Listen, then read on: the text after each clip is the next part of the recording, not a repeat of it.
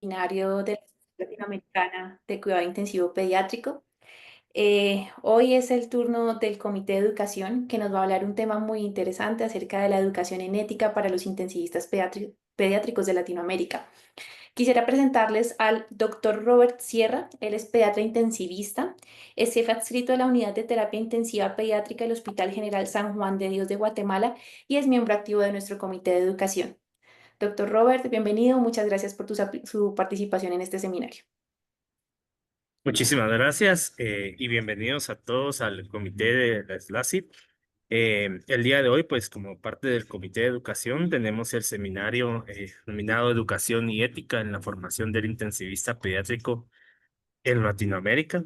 Es importante este seminario porque sabemos que las normas y principios que dicta la moral y en todo lo que conlleva la ética está diariamente en nuestras decisiones, en la educación de nuestros alumnos y en la toma de decisiones que hacemos día a día, ¿va? Entonces, consideramos que este seminario es de mucha importancia para todo el gremio de médicos y de intensivistas de toda Latinoamérica. Y pues tengo el gusto de presentar inicialmente a nuestro primer expositor, que es el doctor Luis Pedroso. Él es pediatra, especialista en cuidados intensivos y neonatólogo. Tiene un magíster en bioética. Además de ser jefe de CTI en niños y recién nacidos del Hospital Regional de Salto, en la República Oriental del Uruguay. Además, también él es coordinador del Comité de Asistencia Integral y Bioética de SLACIP. Entonces, doctor Pedroso, es un gusto que esté con nosotros y le dejamos los micrófonos y las cámaras. Bueno, buenas tardes. Antes que nada, quería agradecer al Comité de Educación por la invitación a participar, al doctor Moya y también a SLACIP, que siempre nos permite tener participación activa en estas actividades. Voy a compartir pantalla.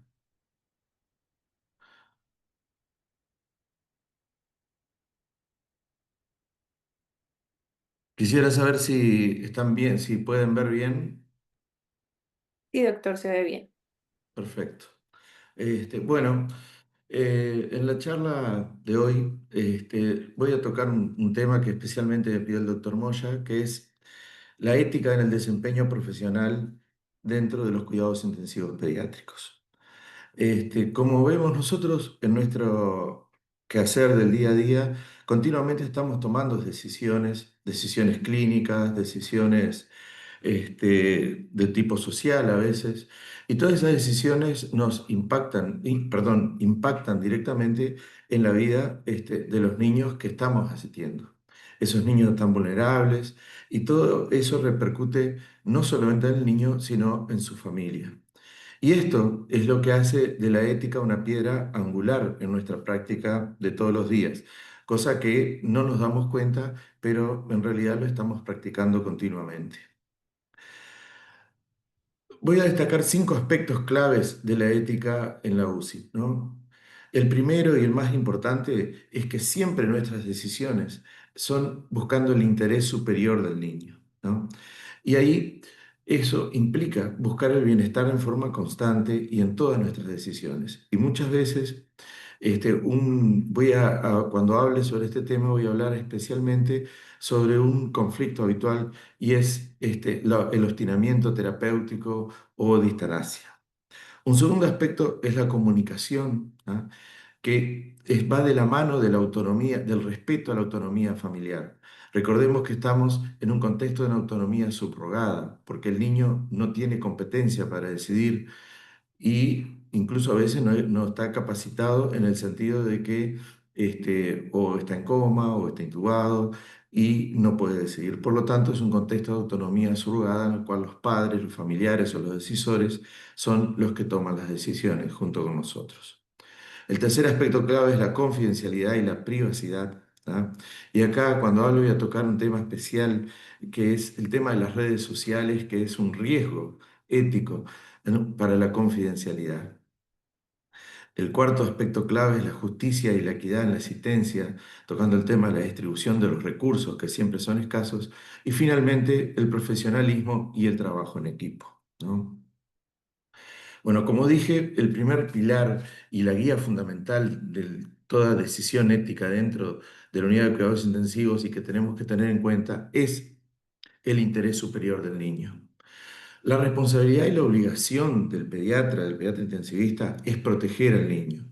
Nosotros somos los encargados de salvaguardar el bienestar del niño y de que todas las decisiones que tomemos, tanto en el ámbito clínico como las decisiones que tomen los padres o los decisores, sean buscando ese interés superior, sea buscando la beneficencia del niño. Y cuando tenemos alguna sospecha de que no es así, debemos actuar en el sentido de contrarrestarla. Es nuestra responsabilidad. Por lo tanto, también priorizar la vida y el bienestar del niño en todas las decisiones, buscando la mejoría y lo mejor para su evolución clínica. Y esto lleva al siguiente punto, ¿no? Que es minimizar el sufrimiento. Tenemos que controlar el dolor, buscar el confort, tratar de que, y en ese sufrimiento también tratar de tener en cuenta a la familia, que es un aspecto muy importante y es una unidad junto con el niño, ¿no? Los padres y el niño se comportan como una unidad y tenemos que asistir a todo eso, no solamente a la enfermedad del niño. Y de acá voy a hacer hincapié en un aspecto importante y en un conflicto que puede ser habitual en nuestro desempeño, que es que tenemos que evitar la obstinación terapéutica. ¿Qué es la obstinación terapéutica o distanasia o encarnizamiento terapéutico? Bueno, es la aplicación de tratamientos médicos desproporcionados, fútiles o inútiles a un paciente con el objetivo de prolongar su vida biológica, pero sin ofrecerle un beneficio real en términos de recuperación o mejora de la calidad de vida. Yo prefiero utilizar el término obstinación terapéutica o más técnicamente distanasia, pero porque el término de encarnizamiento lleva como una connotación de maleficencia, de que estamos haciendo daño, de maldad. Y en realidad nadie busca hacer daño, sino que pasa más bien por obstinarse, ¿no? Por obstinación terapéutica. Y este es un tema bastante real y que ya ha llegado fuera del ámbito asistencial y de la salud, fuera de la UCI. Y este artículo lo rescaté del diario El País de España, y que es hecho por una periodista, que es Milagros Pérez Oliva, y que justamente se titula Atrapados en la tecnología. Y trata justamente ese aspecto de la obstinación terapéutica, de que la medicina permite mantener con vida a personas que ya no tienen curación, y habla de la mala muerte, ¿no? Bueno, eso nos pone en el contexto de lo que estamos hablando. ¿Y por qué es más fácil que esto ocurra en las unidades de cuidados intensivos pediátricos? Bueno, la vulnerabilidad del paciente, ¿no? Estamos hablando de niños, muchas veces de niños pequeños, y eso genera un estado emocional y una conexión emocional, no solamente con el equipo esencial, sino con los padres. Entonces es muy difícil tomar algunos tipos de decisiones. Eso agregamos a la esperanza y a la desesperación de los padres, de la familia, que quieren hacer todo lo que sea posible para mantener al niño vivo, ¿no? Eso, ¿no? En el contexto de la tecnología que tenemos en la UCI, que nos permite, con la ventilación mecánica, mantener la respiración, con el soporte hemodinámico, mantener la frecuencia, mantener la hemodinamia, diálisis, etcétera, hace que sea una tentación utilizar todo eso para, entre comillas, luchar hasta el final. También el miedo al fracaso profesional. Nosotros consideramos intrínsecamente que cuando se nos muere un niño hemos fracasado, ¿no? No hemos cumplido con lo que buscamos, con nuestro objetivo. Y eso también hace que sea más fácil obstinarse en el tratamiento. En algunas situaciones la incertidumbre en el pronóstico del paciente también lo propicia, porque hay situaciones en que no es claro cuál es el pronóstico de ese niño, y entonces se complica para tomar algunos tipos de decisiones. En esos casos, el seguimiento, el ajuste continuo, el tomar las decisiones a medida que vaya teniendo una determinada evolución el niño, es lo que ayuda. Y finalmente, factores sociales y culturales, ¿no? Está muy arraigado en nuestra cultura, en nuestra sociedad. Mientras haya vida, luchar. O sea, dar todo lo que sea posible por mantener vivo, y no comprender a veces algunos aspectos de futilidad y de cosas que se hacen sin ningún sentido. Y las consecuencias que tiene esto es la prolongación del sufrimiento del niño, porque no lo estamos mejorando y lo mantenemos en una situación que no tiene un final feliz. Eso lleva a mayor angustia, mayor trauma familiar, no solamente del aspecto psicológico, mental, sino también en lo social y en lo económico. ¿Tá? Esto también impacta en el otro aspecto que es el desgaste del equipo médico de enfermería, porque esta es una situación que genera mucho estrés y genera mucho roce con la familia, y requiere mucha comunicación y mucha empatía. Y finalmente, el uso ineficiente de los recursos, porque todo lo que pongamos a disposición en esos casos va a ser totalmente inútil, siendo que lo podríamos aprovechar mejor. ¿Y cómo prevenir y cómo abordar la obstinación terapéutica? Bueno, una parte importante, y es lo que quiero resaltar, es esto.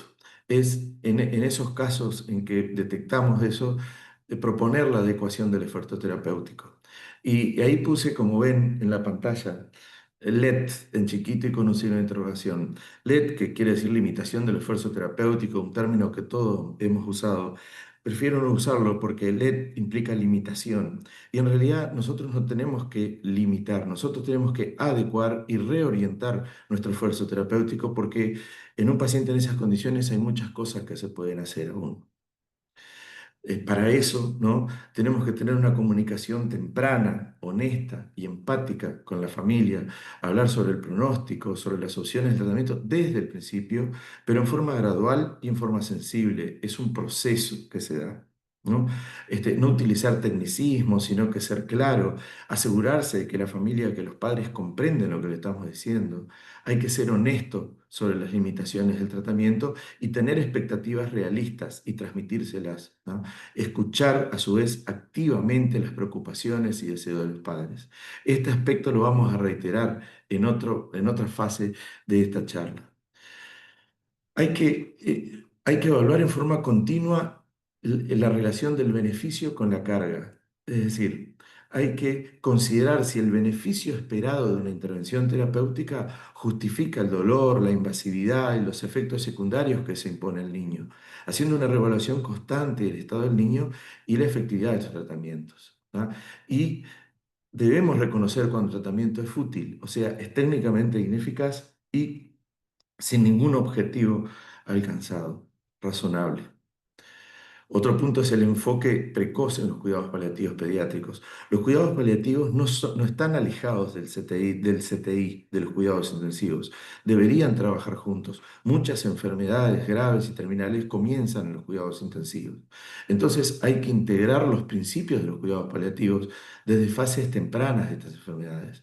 Hay que priorizar el confort, el manejo del dolor, la calidad de vida, ¿no? Y hay que asegurar un acompañamiento digno si el resultado es al final de la vida. ¿No? La discusión interdisciplinaria es fundamental, compartir perspectivas y tomar decisiones consensuadas con todo el equipo de la UCI, ¿no? No solo el equipo médico, el personal de enfermería, el asistente social, el psicólogo, el fisioterapeuta. Tenemos que recordar que existen los comités de ética asistenciales que nos van a permitir y ayudar en estas decisiones, ¿no? Porque son un espacio en el que se produce la deliberación, en que ayudan a mediar en conflictos y que brindan un apoyo ético, no solo al equipo, sino a la familia. Y no podemos olvidarnos de registrar claramente en la historia clínica todas estas discusiones, todas estas decisiones tomadas, ¿tá? Y cuáles son los argumentos que las sustentan. El segundo aspecto clave dentro de la ética de la UCI es la comunicación y para ello respetar a pleno la autonomía familiar, como dijimos, en un entorno de autonomía subrogada. La comunicación tiene que brindar información clara, información honesta, asertiva. Tiene que haber una escucha activa, es decir, tenemos que permitir que los padres se expresen, que nos muestren sus preocupaciones, sus miedos, cuáles son sus deseos, que nos permitan apreciar sus valores. Y a través de esta comunicación fomentar la participación de ellos en el cuidado de su hijo, haciéndolos ver que siguen siendo los padres y que son importantes en la evolución del niño dentro de la UCI. Así como también en las situaciones del conflicto, donde las decisiones de los padres no concuerden con el interés principal del niño, tenemos que buscar la mediación y, si es necesario, recurrir, como ya dije, en los comités de éticas hospitalarios o incluso instancias legales, que no es nunca lo ideal, ¿no? Eso es lo que debemos evitar. Está más que demostrado que esta comunicación hecha en forma adecuada permite la integración de la familia a los cuidados dentro de la unidad de cuidados intensivos. Y hay tres factores que las familias y los pacientes valoran en su experiencia de CTI. Uno es la comunicación, ¿no?, con el equipo asistencial. El segundo es la coordinación entre los distintos integrantes del equipo, que todos estén en la misma sintonía, digamos. Pero el tercero y de gran valor es que se sientan respetados y valorados. Y eso es a través de la comunicación y es lo que nos va a llevar a respetar la autonomía. ¿Y cuáles son los principios que siempre tenemos que recordarlos? Bueno, para mantener un respeto a la autonomía y una buena comunicación, bueno, como siempre, el interés superior del niño es lo primordial. ¿Ah? Nosotros tenemos que estar atentos a las decisiones que quiere tomar, que sugiere o que decide la familia, así como las nuestras en el equipo asistencial, para asegurarnos que sea el interés superior del niño y recordar que somos la salvaguarda de ese interés. ¿Ah? También tenemos que tener en cuenta que la responsabilidad parental, o sea, la capacidad de decidir la tienen los padres o los representantes legales o los decisores. ¿Tá? Y existen ocasiones en que podemos preguntarle al niño. Si bien el niño puede no tener la competencia para decidir, sobre todo si tiene menos de 12 años o si es un niño pequeño, ¿tá?, pero sí podemos informarle al niño y buscar el asentimiento o el disentimiento. Y en caso del disentimiento, tratar de explicarle y argumentar por qué es importante las decisiones y lo que se va a hacer. ¿Ah? Esto es fundamental, que a través de esto se logre la colaboración de todo el equipo de salud y que todos estén en la misma sintonía. ¿Qué desafíos plantea esto dentro de la UCI? Bueno, los desafíos son varios. Algunos de ellos son los conflictos que pueden surgir entre los padres y los equipos médicos por decisiones que no logran un consenso y que llevan a otro nivel la discusión. Puede haber discrepancias entre los padres o dentro de la familia o entre los decisores. ¿Ah? Evaluar la dificultad para lograr el interés superior, porque hay casos que es clarísimo, pero hay casos, sobre todo aquellas enfermedades en el que el pronóstico no es claro, en el que la evolución es poco predecible, en la cual es muy difícil poder determinar si una decisión es buena o no. Y por supuesto, el impacto emocional, ¿no? Porque todo esto, no solamente en los padres, sino sobre todo en el equipo como consecuencia de este proceso de comunicación que se da. Entonces, las conclusiones que podemos decir respecto a este punto del respeto a la autonomía y la comunicación es que el pediatra intensivista, tiene que ser un experto y un hábil comunicador. Y muchas veces no estamos formados para eso. Pero, de todas maneras, tenemos que proveer información clara y completa. Tenemos que saber actuar como consejeros y defensores del niño. ¿Ah? Tenemos que buscar facilidades para que las decisiones sean compartidas con la familia. Tenemos que facilitar eso y apoyar a los padres en los momentos más difíciles de sus vidas, ¿no? Recordemos que son los que más están sufriendo junto con el niño. Y saber cuándo y cómo solicitar apoyo de un comité de ética para asegurar que la decisión final sea en busca del interés superior del niño, que es la persona más vulnerable en toda esta situación. El tercer aspecto clave de la ética en nuestro comportamiento en la UCI es la confidencialidad y la privacidad. Confidencialidad y privacidad no son lo mismo, son parecidos, pero no son lo mismo. La confidencialidad es la obligación del pediatra de no divulgar la información obtenida durante la relación profesional. Esto incluye diagnóstico, pronóstico, antecedente, historia clínica, los tratamientos, pero también incluye detalles personales o familiares que el paciente o sus representantes nos brindan o nosotros nos enteramos en base a la confianza que se crea. Y esta información es crítica, y tenemos que tener cuidado porque muchas veces puede alterar la dinámica familiar que lo rodea al niño. La privacidad implica el derecho del niño y su familia a controlar quién tiene acceso a su información personal y médica y a qué se hace con ella. También otro aspecto de la privacidad que vemos en las UCI es que muchas de nuestras UCI, de nuestras unidades, son abiertas, ¿no? Entonces, se produce necesariamente un contacto físico, visual o se escucha porque se ven unos pacientes a otros, unos familiares a otros, que también tenemos que tener en cuenta. Los desafíos prácticos que impone esto de la confidencialidad y la privacidad, bueno, en el equipo multidisciplinario, el desafío es la necesidad de compartir información entre el equipo para una atención integral, ¿no? Las redes sociales, los grupos, los chats de comunicación que usamos son de gran utilidad, pero son un desafío. El abordaje es que tenemos que establecer protocolos claros de comunicación interna. Hay que limitar la información estrictamente necesaria para el cuidado del paciente y, por ejemplo, realizar pases de guardia o discutir casos en áreas de información donde no sea escuchado por terceros, ¿no? Eso es fundamental. Otro desafío son las visitas y los familiares extendidos. Es decir, la presión de los abuelos, de los tíos, ¿no? Incluso hasta de primos, hermanos, para obtener información del niño. Entonces, nosotros tenemos que establecer claramente con los padres quiénes son los que están autorizados a recibir información. Y tenemos que, cuando las familias son numerosas o no son muchos los contactos, requieren limitar la comunicación a uno o dos voceros designados por la familia. Y siempre tenemos que recordar que la información se comparte con el consentimiento explícito de los padres, de otra manera, ¿no? Otro desafío son los registros médicos, no la historia clínica. Los registros médicos electrónicos pueden tener accesos no autorizados o brechas de seguridad.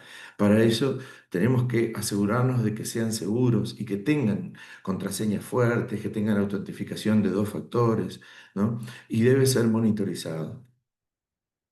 El cuarto punto es lo que hablábamos de los espacios físicos. La naturaleza abierta de algunas unidades hace que la privacidad física sea muy limitada. Entonces, eso nos obligaría a solucionarlo con biombos, cortinas o paredes para crear espacios privados, ¿no? Recordar siempre dar en voz baja, ser conscientes del entorno al discutir la información privada de cada uno de los pacientes. ¿Y hay excepciones a la confidencialidad? Sí, hay excepciones. En todos los países hay leyes y regulaciones que rigen estas excepciones, ¿no? Nosotros cuando vemos por una situación legal que nos exige la divulgación, como puede ser, por ejemplo, una sospecha de maltrato infantil, una enfermedad infectocontagiosa o riesgo inminente para la vida de los otros, tenemos que justificar claramente esta divulgación y tenemos que informar a los padres, si es posible y seguro, sobre la necesidad de la divulgación de estos aspectos. Bien, un desafío práctico grande que tenemos ahora en cuanto a la confidencialidad son las redes sociales, ¿no? El papel de las redes sociales en nuestro desempeño profesional es cada vez más, está más integrado en nuestro quehacer día a día, es cada vez más relevante, cada vez más complejo y claro que presenta oportunidades porque nos ha facilitado una gran cantidad de cosas, pero también tiene riesgos éticos significativos. Uno de estos claramente es la violación de la confidencialidad y la privacidad del paciente. Este es el mayor riesgo, ¿no? Porque muchas veces publicamos fotos, publicamos videos de pacientes e incluso si aparecen irreconocibles o con las caras tapadas, pueden ser casos. Discutir casos clínicos en un grupo de WhatsApp, incluso de forma anónima, se ve y se hacen o se hacen comentarios y eso puede ser considerado y puede suceder una violación de la confidencialidad. Si ponemos fotos, las fotos pueden contener metadatos que permiten identificar el lugar y quién es el paciente. Por eso. Entonces el consejo es nunca, bajo ninguna circunstancia, publicar información de pacientes o de sus familias en redes sociales. ¿Ah? Siempre buscar los adecuados entornos profesionales para discutir los pacientes. Un segundo riesgo es la pérdida de los límites entre lo profesional y lo personal.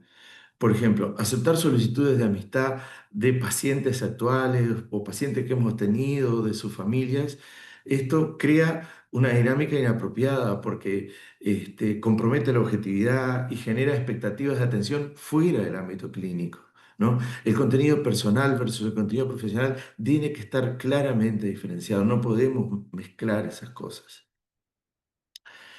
Otro desafío es brindar información errónea o desinformar.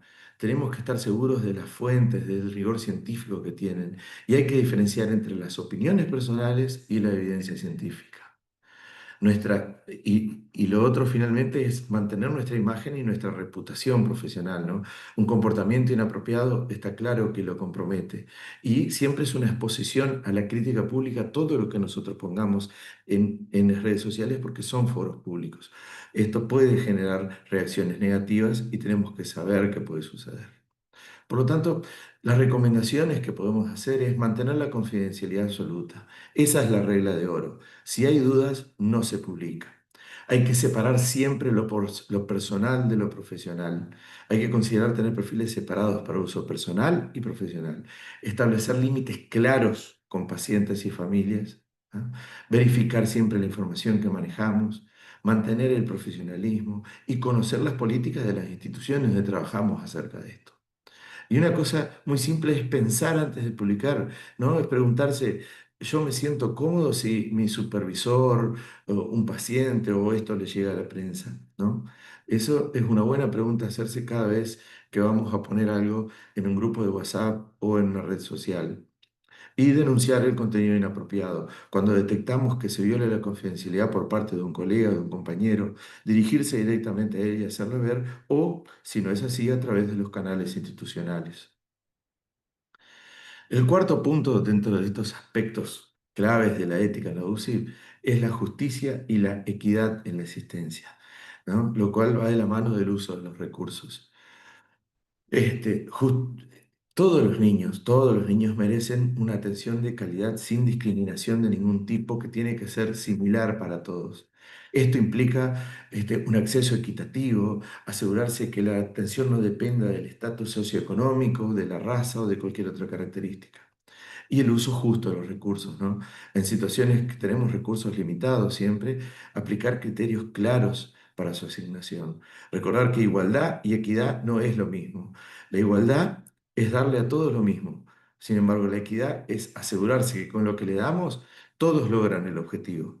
Y es por eso entonces que tenemos que usar principios claros para esta asignación de recursos, ¿no? El principio de justicia, dar a cada uno lo que le corresponde, de forma justa, equitativa, como dijimos, ¿ah? El principio de beneficencia, de no maleficencia, el de respeto a la autonomía, ¿ah? Pero también no olvidarnos principios como la transparencia, tener criterios y protocolos de asignación de recursos claros, públicos y deliberados para generar confianza y reducir la incertidumbre en la población. Y eso va de la mano también pensando en los médicos de guardia, en los que estamos día a día en la trinchera, en la solidaridad y reciprocidad dentro del equipo asistencial. Es decir, la asistencia mutua entre los colegas, entre el equipo asistencial, ¿no? En la toma de decisiones y reconocer el riesgo moral que asumen aquellos que están en primera línea al tomar este tipo de decisiones de distribución de recursos, ¿no? Entonces, ¿qué recomendaciones del manejo práctico podemos hacer de esto? Es, primero, establecer protocolos claros y protocolos que sean públicos antes que ocurra una situación de escasez. ¿Ah? Tener protocolos escritos que conozca todo el personal, incluso difundirlos por la familia siempre que sea posible, sobre criterios de admisión, egreso y priorización del paciente. La transparencia es clave para evitar conflictos posteriores. Incluso se puede crear un equipo de asignación de recursos, es decir, este equipo es que va a determinar cuáles son esos protocolos y en qué se van a basar esas decisiones, ¿no? Esto evita el agotamiento moral del personal de primera línea y no tener que tomar decisiones sobre la asistencia del paciente. Ningún médico que esté directamente a cargo del paciente debe tomar esa decisión. Tercero, una comunicación efectiva con el equipo médico para asegurar que todo el personal entienda los protocolos y los criterios de decisión, con los padres, tutores o decisores para explicar de manera clara y compasiva la situación, cuáles son las decisiones, cuáles son los argumentos para esas decisiones. La honestidad en el diálogo es fundamental, ¿no? Esto no siempre es posible, pero es lo que tenemos que buscar. Esto entiendo y podremos pensar que es una situación ideal porque a veces es difícil de explicar esto, pero es lo que tenemos que buscar. Y fundamental el apoyo psicológico, moral, ofrecer esto no solamente a las familias involucradas, sino al personal de salud que tenemos que cuidar y que tenemos que proteger, ¿no? Una cuarta recomendación es la reevaluación constante de las necesidades de cada paciente. Y esto va de la mano de la optimización de los recursos existentes, porque con eso tenemos que buscar minimizar la duración de la estancia en la UCI, siempre que sea posible, ¿no? Utilizar eficientemente el equipamiento, pero también el personal. No todos los pacientes son iguales. Hay pacientes que requieren de dos enfermeras y hay pacientes que con una enfermera es suficiente. ¿Ah? Considerar el traslado a a otras instituciones, sobre todo cuando hay disponibilidad, y eso no supone un riesgo del paciente y el paciente ya está de egreso de la UCI. Y el quinto punto dentro de los aspectos claves de la ética en la UCI es, ¿no?, el profesionalismo y el trabajo en equipo. La actualización constante, el mantenernos actualizados, manejando técnicas nuevas, saber qué es lo que se debe hacer de forma correcta, ¿tá? Todo eso es muy importante y es una de las cosas que más valoran los pacientes, como vamos a ver en un trabajo que le voy a mostrar más adelante, ¿tá? La integridad, actuar con honestidad y transparencia, la colaboración interdisciplinaria, trabajar eficazmente con enfermeros, con otros colegas, con especialistas, con trabajadores sociales, psicólogos, fisioterapeutas, de forma tal de que la atención al paciente sea integral. ¿Ah? Y el manejo del estrés y el agotamiento, el burnout. Tenemos que reconocer y abordar el propio bienestar emocional y psicológico para evitar que afecte la toma de decisiones éticas. Y tenemos que recordar que somos profesionales que formamos parte todos de un gremio médico, como dijo nuestro compañero, el doctor Serra, con un gremio médico. Es decir, que nosotros cuando estamos actuando cada vez que lo hacemos en representación de todos. Y eso tenemos siempre que recordar porque eso genera una imagen y es lo que reflejamos. Este trabajo se hizo en el año 2020, lo hizo Sergio Cabajal en la Unidad de Bioética de la Universidad de Desarrollo de la Clínica Alemana en Santiago de Chile. Y nos muestra dos cosas que quise mostrar. Lo primero es cuáles son las aptitudes o virtudes en categorías que aprecian 100 pacientes elegidos al azar, ¿no?, acerca de agrupados en categorías. Y como vemos, el conocimiento en la tabla de la izquierda, el conocimiento y la competencia técnica fueron lo más valorado, junto con la buena relación, la amabilidad y la cordialidad. Y por otro lado, cuando se consideraba cada virtud por separado, el conocimiento y la habilidad técnica nuevamente volvió a ser lo más valorado por los pacientes, seguido de la honestidad, o junto con la honestidad intelectual y seguido de la benevolencia, la fidelidad, confianza y la compasión. Es decir, que estas son las cosas que tenemos que darle a nuestros pacientes por lo que es lo que más valoran ellos. Finalmente, una forma de resumen de estos 5 puntos que he hablado, en el centro el interés superior del niño, que es lo que tenemos que buscar en cada una de nuestras decisiones, ¿ah? La comunicación para buscar y lograr el respeto a la autonomía familiar, la confidencialidad y la privacidad, ¿ah?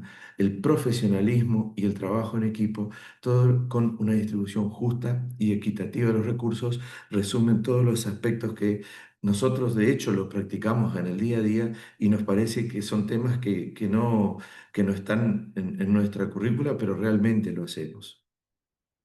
Para terminar, quería agradecer a todos y leer esta reflexión, ¿no?, que es que la ética en la UCI no es un conjunto rígido de reglas, sino que es un proceso continuo de reflexión, diálogo y toma de decisiones responsables.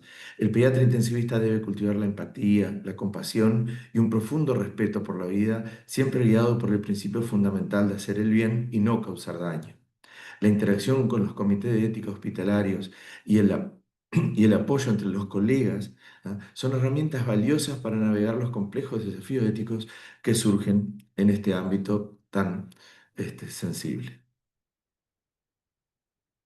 Bueno, quería terminar por acá. Le cedo la palabra a Robert.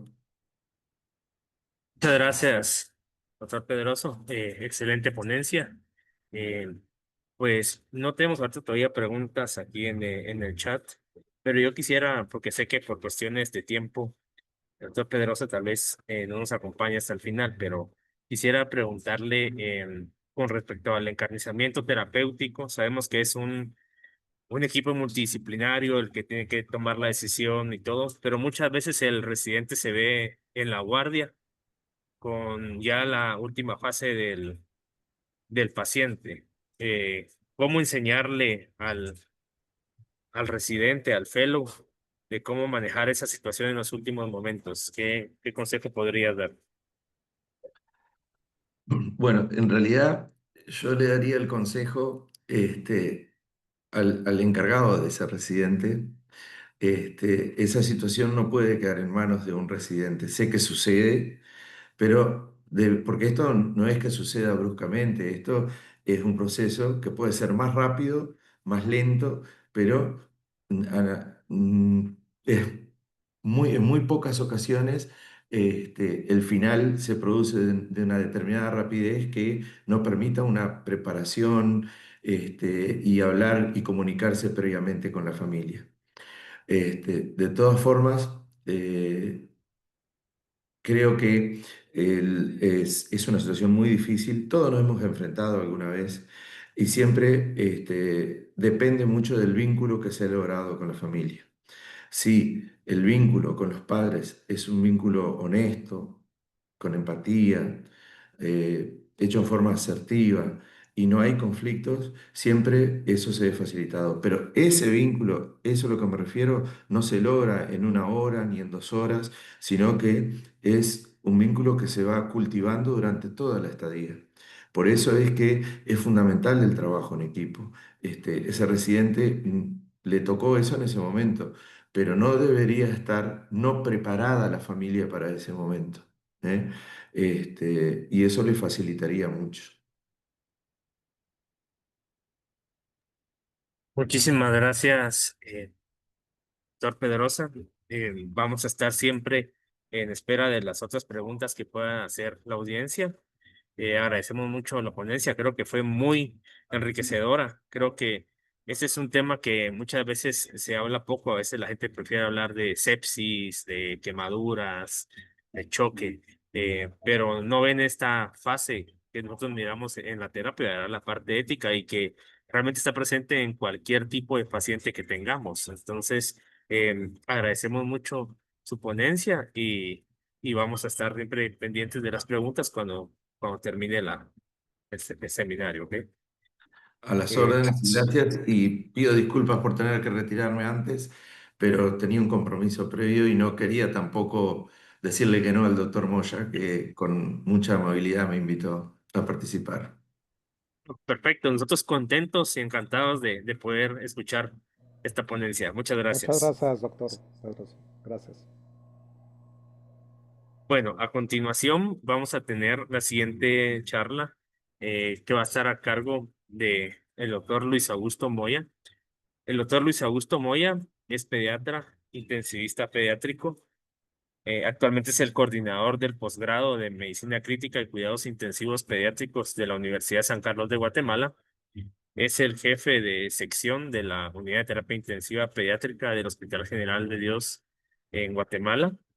Es el coordinador del Comité de Educación de la SLACIP y también es el coordinador del Centro de Simulación Soyuz en Guatemala. Doctor Moya, agradecemos su presencia y le damos el control de las cámaras y sonido.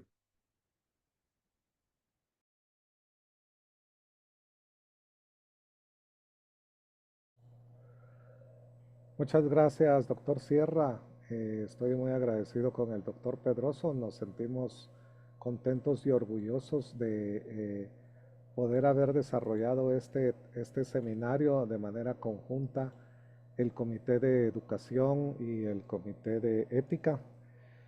Solo pregunto si ya se estaba pudiendo ver la pantalla. Se ve, doctor, se ve bien. Perfecto, muchas gracias. Entonces vamos a comenzar. Estoy muy agradecido para hablar sobre las competencias éticas de la educación de intensivistas pediátricos, ¿verdad? Esto es una cuestión que por cuestión de tiempo tuvimos que invertir el orden porque ustedes vieron que el doctor Pedroso habló más acerca del desempeño Y me pareció muy importante la pregunta que hizo el doctor Sierra acerca de preguntar la cuestión de cómo se maneja por parte del residente y la respuesta que es la realidad en muchas veces, ¿verdad? Y la respuesta del doctor Pedroso, pues muy coherente, ¿verdad? De que muchas veces nos dejan solos, ¿verdad? Así como que le dicen a uno, hágase grande, ¿verdad? Saque el pecho, cuando a mí me tocaba era peor, ¿verdad? Entonces vamos a hacer una revisión acerca de algunas competencias éticas que nosotros tenemos que tener de educación. Sí, por ejemplo, creo, en base a lo que decía el doctor Sierra, de que a veces nosotros tenemos alguna cuestión de que hay algún pensamiento que simplemente podemos entender más, ¿verdad? O sea, como la cuestión biologista. Pero la cuestión es de que la ética en la vida profesional pues puede servir como un agente de cambio para poder integrar todo lo que nosotros tenemos que ver en educación, ¿verdad? La ética nos tiene que ayudar para tomar decisiones, ¿sí? Y tenemos que valorar la magnitud de las consecuencias, la probabilidad del efecto. Me pareció muy importante lo que decía el doctor Pedroso diciendo acerca de que, por ejemplo, lo que se pone en redes sociales y todo, tiene impacto, ¿verdad? Y eso es algo que tenemos que verlo desde nuestra posición de liderazgo, qué es lo que nosotros podemos hacer ante la sociedad, ante los familiares y todo, ¿verdad? Según el Foro Económico Mundial, es una cuestión interesante de ver de que las habilidades y no los títulos darán la forma al trabajo del futuro, ¿verdad? O sea, ahora ya no estamos viendo nosotros de acumular títulos o grados académicos, sino que cuáles son las habilidades que nosotros debiéramos de tener, así como una navaja de este tipo o una caja de herramientas que tenemos que sacar, saber qué herramienta usar en el momento necesario, ¿verdad? Esto es muy dinámico, ¿verdad? No voy a profundizar tanto porque no la queremos hacer tan aburrida. Me pareció muy importante cómo el doctor Pedroso nos sirvió de ejemplo para no entrar a la revisión teórica y profunda. A veces cuando uno habla de ética, cuando uno habla de investigación, cuando uno habla de calidad, ya se imagina uno papeles hasta de color amarillento y de cosas así utópicas y bastante exigentes, ¿verdad? En un umbral muy, muy alto, ¿verdad? Pero la cuestión es de que, miren, vamos a hablar de, y eso lo estábamos nosotros viendo, de que si nosotros queremos armonizar la seguridad del paciente, la calidad, la ética y el aprendizaje, tenemos que ver varios aspectos que pasan por una cuestión que sí tiene que haber mucha supervisión, ¿verdad? Para ser una persona competente tenemos que tener conocimiento, habilidad y actitud. Hay personas que son muy hábiles y que son súper veloces, pero no tienen mucho conocimiento. Hay personas que tienen un gran cúmulo de conocimientos, pero no se pueden amarrar los zapatos, ¿no? Hay personas que son encantadoras, son personas entrañables, pero no saben nada ni pueden hacer nada. Hay personas que son sumamente capaces, pero es un dolor trabajar con ellas. Y hay personas que son difíciles porque simplemente no pueden unir pie con bola, como dicen acá en nuestro país, ¿verdad? O sea, hay gente que le cuesta, y esa es la cuestión humana. Yo les puedo decir de que hay muchas en las cosas de las cuales yo puedo ser, por ejemplo, si nosotros dijéramos tocar guitarra, hablar inglés, a veces nosotros no necesariamente tenemos la competencia totalmente desarrollada, ¿verdad? Sino que la vamos construyendo, ¿verdad? Entonces nosotros tenemos que buscar el valor de mostrar la excelencia, enseñando el valor de la excelencia. Los griegos antes buscaban el valor acerca de poder ver las virtudes, ¿verdad? De poder tener cuestiones que iban a seguirle los valores, las virtudes, los principios que debieran de servir para que las personas puedan tener un norte de qué es lo que los mueve, ¿verdad? Porque lamentablemente si nosotros no tenemos eso, estoy hablando de una cuestión puramente educativa, ¿verdad? Tenemos la cuestión de que vamos a tener embates de la cuestión comercial, de toda la cuestión de los medios, o de que ya se habla también hasta del fraude también en las publicaciones científicas, ¿verdad? Entonces tenemos que diseñar la excelencia. ¿Qué es lo que queremos que sepa y que tenga nuestro profesional cuando egresa y que nosotros tengamos que poder tener aseguramiento de las de las competencias que tiene. Cuando nosotros estamos hablando de educación, se menciona mucho un término que se usa en los planos de arquitectura que se llama el blueprint. Este era el plano de obra. O sea, este es el plano que estaba disponible para los albañiles en la obra. Ustedes ven de que hay unos planos muy bonitos en papel calco que los tienen los ingenieros en su oficina, pero este es el plano que tenía el albañil en la obra para poder medir in situ cómo iba la cosa y poder también hacer las medidas, ¿verdad? Entonces, así también existe un blueprint, existe una plantilla, existe una rúbrica de lo que nosotros tenemos que hacer, ¿verdad? En la formación de un profesional, ¿verdad? Tenemos que ver de que tenemos que pasar por un ciclo, ¿verdad? De pasar para novato y experto. Nosotros hemos insistido mucho con el doctor Sierra que hemos estado trabajando en el comité de educación, ¿verdad? De que busquemos primero que la gente sea competente, ¿sí? Busquemos de que la gente sea competente. Cuando habla de novato, hay novato avanzado, ¿verdad? O sea, pero ser competente ya es una persona que puede tener también la resolución de retos, conoce las competencias culturales y tiene la habilidad de poder resolver, ¿verdad? Latinoamérica necesita gente competente. Formar un experto toma mucho tiempo, ¿verdad? Y más cuando la educación de alguna forma sigue siendo para personas privilegiadas, ¿verdad? Y de que ahora como el conocimiento es un bien, la educación es un negocio, ¿verdad? Entonces hay que pagar la certificación, hay que pagar el curso, ¿verdad? O sea, ustedes ya lo vieron de que incluso los cursos de reanimación cardiopulmonar, ahora hemos tenido países que donde ha habido problema con lo de las divisas, se ha vuelto muy caro y lamentablemente se ha dejado de poder hacer, ¿verdad?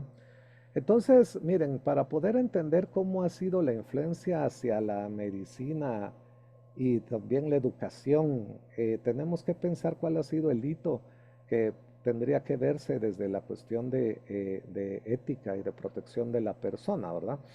Este pareciera procedimiento de ingreso para un hospital, ¿verdad? Nos bañaron, nos pusieron uniforme a rayas, ya no teníamos nombre, ya no éramos seres humanos, éramos números, ¿sí?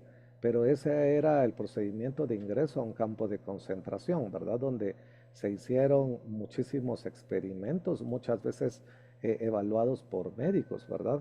Entonces, nosotros estamos viendo de que después de la Segunda Guerra Mundial, las Naciones Unidas define el Estatuto de Roma de la Corte Penal Internacional, donde habla del genocidio, que es imprescriptible, o sea, no va a prescribir, no va a ser postergada cuando uno atenta contra la humanidad del interés y la libertad, ¿verdad? Los derechos fundamentales. Entonces, miren, importante, el artículo 1. El genocidio, ya sea cometido en tiempo de paz o en tiempo de guerra, es un delito que se comprometen a prevenir y a sancionar. En la presente convención se entiende como genocidio los actos de matanza, eso fue lo que sucedió en la Segunda Guerra Mundial, pero también existe lo del atentado grave contra la integridad física o mental de los miembros del grupo, ¿sí? O sea, no necesariamente hay que matar a alguien cuando se atenta contra los derechos y los principios de beneficencia, de no maleficencia, de autonomía, todo lo que mencionó el doctor Pedrosa, ¿verdad? Entonces, después de todo lo que se vio, que incluso hay mucho que se vio a través de los experimentos, ¿verdad? Nazis, ¿verdad? Y de que ha sido una cuestión muy cuestionada incluso por médicos, ¿verdad? Como el doctor Joseph Mengele. Sí tuvo impacto e intervenciones en las vidas de las personas, ¿verdad? Y ustedes ven de que hay muchas cosas que ya venían desde antes, ¿verdad? Como era durante el tiempo de la colonia en nuestros países, ¿verdad? Y también en Europa sobre la Inquisición, ¿verdad? O sea, la tortura tiene bases fisiológicas y psicológicas, ¿verdad? Que ya se sabía de alguna forma la producción de estos efectos sobre las personas, ¿verdad? Voy a poner este pequeño video para solamente ilustración. Antes de Auschwitz, Ernst Kaltenbrunner visitó alguna vez el campo? No. ¿Ni una sola vez? Nunca. Gracias. Un momento, por favor.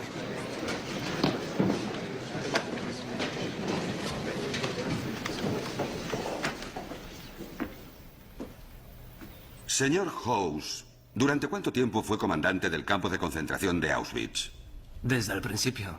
¿Y cuál era su propósito? En aquellos días, albergar a los prisioneros que estaban bajo custodia preventiva. ¿Y después de eso? Mi jefe me llamó a Berlín, el Reichsführer Himmler, fue en 1941, y me informó de que el Führer había ordenado la solución final al problema judío. No estaba seguro de lo que tenía que hacer. Adolf Eichmann me aconsejó que visitara el campo de Treblinka para aprender cómo operaban. ¿Y qué aprendió allí?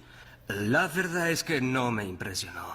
El comandante tenía que eliminar en 6 meses a 80.000 judíos utilizando monóxido de gas. Yo tenía una idea mejor. Uno de mis guardias en Auschwitz, por accidente, había olido un desinfectante químico llamado Zyklon B y se desmayó inmediatamente.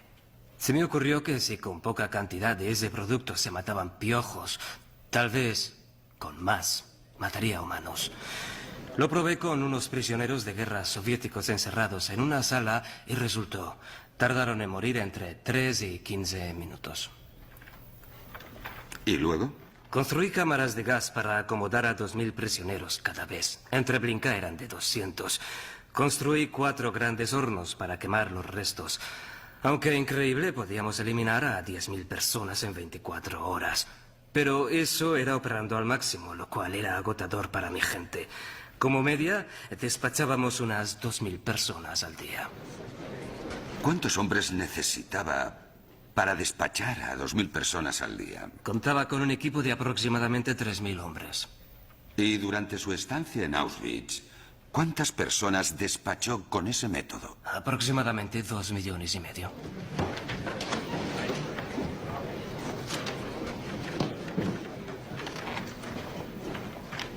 No haré más preguntas. Me gustaría dejar algo claro. No toleré en ningún momento crueldad gratuita. Mis hombres estaban allí para exterminarlos, no para atormentarlos. Cualquier exceso por parte de los guardias será castigado. Puedo asegurarlo.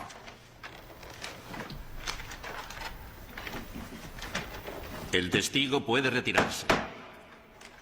Antes de Bueno, esta es una película que se llama Los Juicios de Nuremberg. Ustedes saben que después del holocausto nazi se hace todos estos juicios donde se juzgan a los criminales de guerra, y ustedes saben incluso de que por parte de Mossad y de Israel persiguieron hasta donde se pudiera a las personas que habían huido y todo, porque toda afectación contra la humanidad debe de ser perseguida y que también no debe de ser, no queda impune, ¿verdad? Y que promovieron ustedes era una cuestión imprescriptible.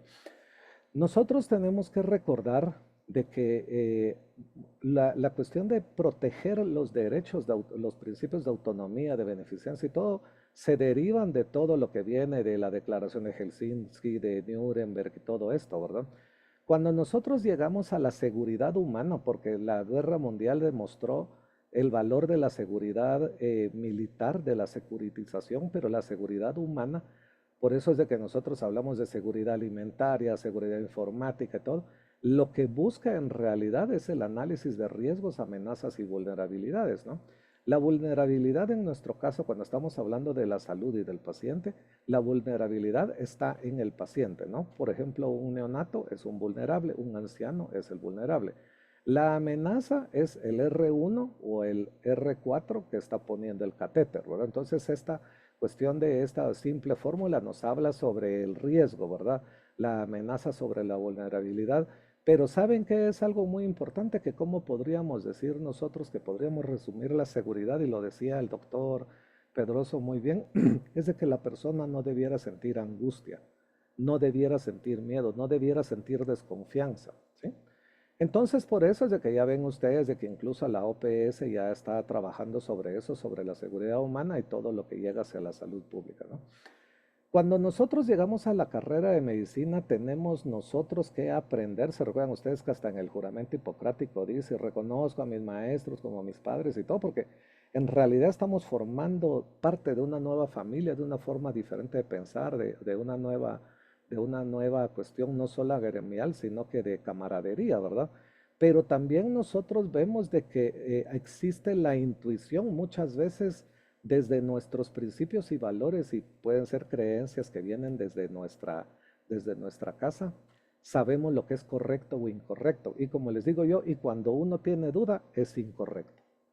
O sea, hay muchas cosas que nosotros vemos cuando llegamos y, por ejemplo, yo siempre hago la pregunta, ¿por qué mienten los residentes? ¿Sí? Y por eso le decía al doctor House. Y esa es una de las cosas que también tendríamos que ver, ¿verdad? También en el caso del doctor House, la imitación es similar a la obediencia.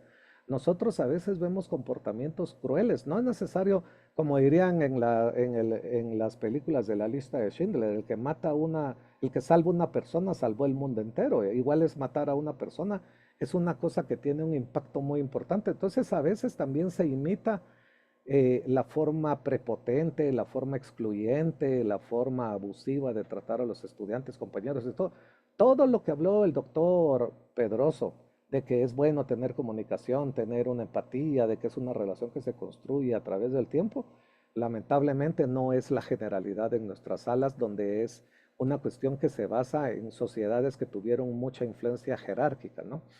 Entonces vamos a ver nosotros que incluso se abran sobre alternativas de la medicina basada en evidencia, ¿verdad? Que sucede en los hospitales, ¿verdad? Y esto puede ser, por ejemplo, ¿cuál es la base? La evidencia, pues los estudios controlados, ¿verdad? La eminencia depende de las canas que peine, ¿verdad? Esa es una cosa de que, por ejemplo, Silvio tiene estas dos, ¿verdad? O sea, Silvio tiene el pelo blanco por cuestión familiar y todo, que es el toque de chico guapo que tiene, pero también tiene una gran experiencia de estudios controlados, publicaciones, y es un experto. Pero muchas veces en nuestros países se hace y se resalta la cuestión de que, lo dijo tal persona, él es lo máximo, ¿verdad? Y no hay discusión, ¿verdad? La vehemencia también está sobre la cuestión del nivel de estridencia, de gritos, y yo lo digo, y la gente lo toma como que si fuera la situación, ¿verdad?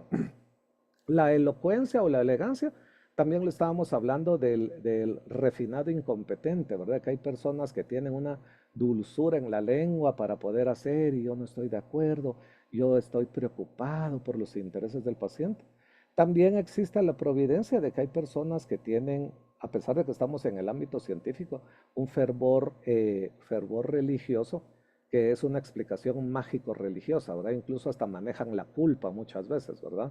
También el nivel de nerviosismo, el nivel de confianza, el nivel, como dicen, el nivel de reacción brava y todo, como dirían, esto es una cuestión de que el que está así como que en la acción pareciera que tiene la razón, ¿verdad?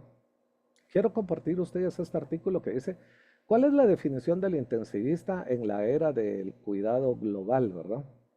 Y acá, por ejemplo, este es un artículo reciente donde habla por una cuestión de la Society Critical Care definiendo cuáles son los roles y definición del intensivista, ¿verdad? Ya el rol del intensivista ya no es el mismo que antes, donde solamente era una cuestión tremendamente biologista. Y por ejemplo, yo lo veo con la experiencia que lo hemos platicado con Silvio y con los colegas de Argentina, con Mauro García también del Hospital Garrahan, cuando dicen, bueno, nosotros tenemos pacientes vivos, muertos y en ECMO, ¿sí? Y hay mucho debate. Yo me recuerdo que la doctora Bondasauer siempre insistía de decir, bueno, ¿cómo es la optimización de recursos en los pacientes que tienen ECMO, verdad? Y hasta dónde debiera llegar esto, ¿verdad? Nosotros actualmente en Guatemala no tenemos, a nivel de los hospitales donde yo trabajo, esta tecnología. Pero la cuestión es de que nosotros tenemos que ver de que esto tiene que ver una cuestión de salud pública, ¿verdad? Tenemos que ver la priorización de recursos, tenemos que ver la cuestión de lo de la justicia, tenemos que ver también de que nosotros hagamos inversiones costo efectivas. Qué bueno que nosotros lo podamos llegar a tener, sí o sí. Sabemos de que vamos a contar con el apoyo y el respaldo de Silvio, de Jaime, de Mauro y de Tito Reséndez de México, que son expertos en ECMO y en las nuevas tecnologías y todo, pero también nosotros tenemos que ubicarnos en cuál es el rol que tenemos que jugar, ¿verdad? La educación médica ha tenido fases, ¿verdad? Y que en general es una educación estática, basada en la historia, fragmentada, ¿verdad? Por eso es de que nosotros tenemos tantas especialidades y no todas, y ninguna ve al paciente, ellos solo ven un pedazo por partes, ¿verdad? Porque también así como se fragmenta por órgano y por especialidad, tenemos servicios de cirugía, que eso lo ven la cirugía, traumatología, que ven huesos y así, ¿verdad? o sea, se fragmenta la atención sobre enfermedades, sobre cadáveres, el ensayo y el error, simplista y reductivista, ¿verdad? O sea, diabetes es una deficiencia de insulina, desnutrición es falta de calorías, ¿sí? Autoritaria y se ha prevalecido el conocimiento sobre el desempeño. Es muy importante de que decir de que solamente siendo libres podemos ser responsables y el fin de la educación es generar que las personas sean libres, autónomas y responsables. Entonces, ustedes se recuerdan de este experimento del doctor Stanley Milgram que puso a personas a dar de manera fingida descargas eléctricas a una persona que no estaba contestando las preguntas, pero no sabían que ellos eran el sujeto de estudio. El otro era una persona que tenía cables conectados y era un actor. Y se demostró de que las personas son buenas mientras las están viendo. O sea, cuando las están viendo, ay no, qué pena, no le voy a dar otra descarga eléctrica, pero cuando ya estaban solos, ellos como que se encarnizaban, ¿verdad? O sea, lo que hablaba el doctor Sierra y el doctor Pedrosa acerca del encarnizamiento terapéutico, tenemos también encarnizamiento de residente, ¿verdad? A ese lo voy a llevar corto, le voy a estar preguntando y todo, ¿no? Ustedes han visto que a partir de incidentes como el accidente de los aviones en el aeropuerto de Tenerife, en los rodeos, se deriva el Crew Resource Management, que eso llega a trabajar tanto desde la reanimación hasta todos los equipos de alto rendimiento, se hablaba de eso. Pero ¿qué se requiere para eso? Tener que distribuir las cosas, conocer el entorno, comunicar de manera efectiva, saber el control cruzado, tenemos que confiar en las otras personas, ¿sí? Y eso, por ejemplo, la NASA lo ha utilizado, ¿verdad? Eso ya lo ven ustedes de que se habla de Crew Resource Management, Cockpit Resource Management, Crisis Resource Management. Pero la cuestión es de que la NASA cuando hace su reclutamiento para poder hacer astronauta, yo pienso que sería muy similar al que tenemos nosotros para un intensivista, conciencia situacional, manejo de conflictos. Miren, esto es una cuestión muy importante. Se le está dando mucha importancia al leadership, o sea, liderazgo, saber ejercer el liderazgo, pero cada vez está viéndose más lo del followership, ¿sí? El followership es la capacidad de, bueno, tú estás de líder, te seguimos, te vamos a hacer caso, te vamos a apoyar. No necesariamente estar peleando de manera tribal quién es el líder y quién es el que más las puede y ahorita que estás tú yo te voy a estar bloqueando, ¿verdad? Entonces todo eso lleva a comunicación, a una comprensión cultural, a trabajo en equipo, a toma de decisiones consensuadas y a cuidado del equipo, ¿verdad? Esto, por ejemplo, es una tabla sobre cómo la NASA pone la carga de tareas, ¿verdad? Y hay una cosa que es muy importante. La NASA lo que le enseña también a los astronautas es a poder manejar la frustración, ¿sí? No todo nos va a salir bien, también tenemos que enseñarle a las personas, tenemos que ser honestos de que también van a tener problemas, ¿verdad? Ahora ya se hablan de los factores humanos, que eso es una cuestión muy importante, sobre la cuestión de lo de que ahora, por ejemplo, de esta docena de factores humanos eh, que la NASA pone que son de muchísimos problemas, ¿verdad? Por eso se llama Dirty Dozen. Esto está en asociación a una película del oeste, ¿verdad? De donde eran 12 así rudos y todo. Pero la cuestión es de que si nosotros tenemos factores como esto, vamos a tener nosotros fallos que nos van a llevar a comprometer la seguridad del paciente. Hay 5 comportamientos riesgosos que nosotros tenemos que evitar porque nos afectan nuestra seguridad y nos afectan la seguridad del paciente. La prisa, el estrés, el exceso de confianza, el cansancio y la distracción. Pero la cuestión es de que en base a nuestra remuneración, jornada laboral, carga laboral, la forma de educación, muchas veces eso lo tenemos nosotros de manera cotidiana, ¿verdad? Tenemos prisa, tenemos estrés, eso lo hago rápido, ese catéter lo pongo rápido, o estoy muy cansado porque me ha tocado trabajar en varios lugares. La fatiga en medicina no es reconocida con la misma objetividad que se ve en la aviación, ¿verdad? Y también la distracción, ¿verdad? Eso también afecta la toma de decisiones. Entonces nosotros cuando no vemos todo eso, y por eso tiene imperativos éticos, estamos en las condiciones de trabajo en las que estamos actualmente, ¿sí? En donde nosotros podemos tener un buen entrenamiento, podemos tener muchos valores, pero debido a de que nosotros no nos estamos organizando, llegamos a tener rendimientos como este, ¿verdad? ¿Se recuerdan ustedes de esta pintura que también hay que hablar con todas las letras? Algo que es común es el error médico. Cometemos errores, somos humanos, pero nosotros tenemos que anticiparnos a eso. En la unidad de terapia intensiva donde trabajamos con el doctor Sierra, nosotros desde el 2016 tenemos un código, un contrato de confidencialidad. Nosotros lo damos firmado a los residentes para que ellos lo firmen libremente, donde yo como jefe me comprometo de que si cometen un error y ellos me lo dicen, yo me comprometo a no generar una sanción. ¿Por qué? Porque si me lo dicen es porque les interesa el paciente, o sea, prevalece el interés del paciente, ¿verdad? Entonces acá, por ejemplo, esta pintura se estaba descascarando y vino alguien y dijo, mire, yo tengo una tía que lo puede arreglar, y la dejó así. La pregunta sería, ¿de quién es la culpa? ¿Del que lo hizo o el que lo dejó hacer? Entonces, ¿qué es peor? ¿La ignorancia o la indiferencia? ¿Sí? Porque a veces pareciera de que también hay problemas que nosotros no nos metemos o que no están bajo nuestra responsabilidad, pero cuando vemos nosotros nuestro perfil que demanda actualmente ser intensivista, debiéramos de poner más atención, ¿verdad? Entonces, errar es humano, ¿sí? Pero la cuestión es de que nosotros tenemos que aprender a que si se comete un error, porque no lo hacemos de manera voluntaria, ¿verdad? A veces es porque no tenemos la suficiente supervisión, entrenamiento y todo. Nosotros tratamos o de taparlo o de que estemos también buscando excusas, ¿verdad? Y como diría alguien, la mejor forma de manejar un error es echarle la culpa a alguien, ¿no? Entonces, lamentablemente se ha visto la educación desde el mérito individual, ¿no? O sea, donde usted es el súper guapo, el súper papaíto, el hombre fuerte, y donde se tiene el mérito a la persona, no al equipo, no a todas las acciones, ¿verdad? Esta es una frase que a mí me gusta mucho del libro de Octavio Paz, del laberinto de la soledad, donde anda una empleada y dice, ¿quién anda por ahí? Y la voz de criada dice, no es nadie, señor, soy yo. Lamentablemente en nuestros países en Latinoamérica tenemos nosotros pacientes que tienen debilidad en su sentido de ciudadanía, entonces no se sienten sujetos de derechos, ¿no? Entonces, y más cuando llegan a una terapia intensiva, donde cuando el examen es sumamente complicado, pues a veces se refugian en la impotencia y en el miedo porque no logran tener un sentido de poder pedir explicaciones, ¿verdad?